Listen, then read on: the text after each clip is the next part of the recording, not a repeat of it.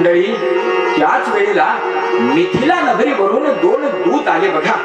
2 दूत आले. महाराज विश्वामित्रजींच्याकडे गेले आणि राजाचा खलिता विश्वामित्र मुनींच्याकडे त्यांनी दिला. तो खलिता साधा सुद्धा नव्हता.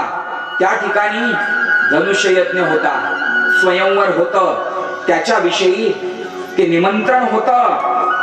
निमंत्रण विश्वामित्रजींनी वाचलं, रामजींना बोलावून घेतलं. लक्ष्मणजी सोबत आहेत आणि विश्वामित्र मुनी म्हणाले, हे राम, आता आपणाला मिथिला नगरीकडे जावं लागेल बघ. महाराज जनकजींचा सांगावा आलाय. त्या ठिकाणी धनुष्य यज्ञ आहे आणि त्या धनुष्य यज्ञासाठी आपणाला जाणे आहे. चला आपण निघूया. सांगितला धनुष्य यज्ञ, स्वयंवर नाही सांगितलं. का? वडिलांच्याकडून गुरुदेवांच्या परवानगीनं आले होते यज्ञासाठी, पण एकदम स्वयंवर लग्न समारंभाचं. म्हणून गुरुदेवांनी सुद्धा युक्ती केली. गुरुदेव स्वयंवर म्हणाले नाही, ते म्हणाले धनुष्य यज्ञाला जाऊया. हे रामराया, चला आता आपणाला मिथिला नगरीला जायचंय. चला राघवा, चला चला जनक राजाची मिथिला आपण पाहायला जाऊया. जनकाची मिथिला, चला राघवा चला पाया जनकाची मिथिला. चला राघवा चला, चला राघवा चला पाया जनकाची मिथिला. पाया जनकाची मिथिला. पुन्हा एकदा प्रवास सुरू झाला. पुन्हा एकदा विश्वामित्र मुनी पुढे चालू लागले.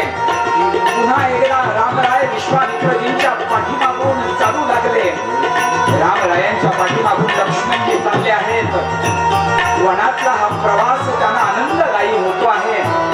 निसर्गाचं हे रूप पाहता पाहता वाट कशी मागं पडतीये लक्षातही येत नाही.